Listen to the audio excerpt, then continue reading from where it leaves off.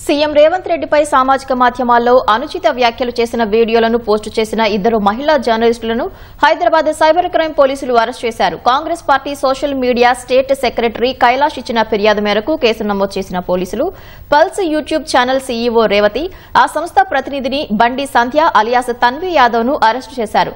దర్యాప్తులో భాగంగా ఓ వ్యక్తిని ఉద్దేశ్యపూర్వకంగా ఇంటర్వ్యూ చేస్తూ సీఎంను అసభ్యకర వ్యాఖ్యలతో దూషించేలా చేశారని హైదరాబాద్ నేర విభాగ అదనపు సిపి విశ్వప్రసాద్ తెలిపారు. అరెస్టు చేసిన ఇద్దరిని కోర్టులో హాజరుపరచగా 14 రోజుల రిమాండ్ విధించడంతో చంచల్గూడ జైలుకు తరలించారు. వీళ్ళిద్దరూ ఒక ప్లాన్డ్గా పకడ్బందీగా ఇన్నోసెంట్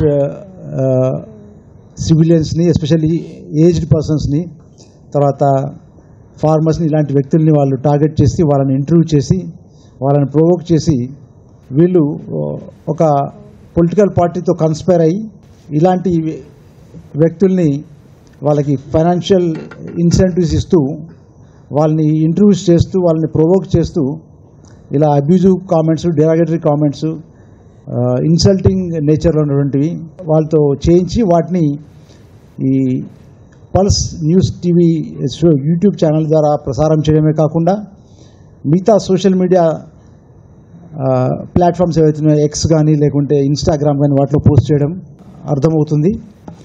మీరు ఇందులో అర్థం చేసుకోవాల్సింది ఏంటంటే ఈ వీడియో ఫిబ్రవరి మాసంలో రికార్డ్ చేయబడింది, కానీ టెలికాస్ట్ చేయబడింది ఎప్పుడంటే 10th మార్చి నాడు టెలికాస్ట్ చేయబడింది.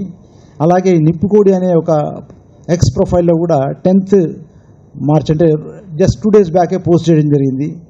అలాగే ఈ మీడియా రిప్రజెంటేటివ్ ఎవరైతే ఉన్నారో తన్వి యాదవ్ గారు కూడా తన యొక్క ఇన్స్టాగ్రామ్ యొక్క హ్యాండిల్లో కూడా 10th or 11th రోజు పోస్ట్ చేసింది.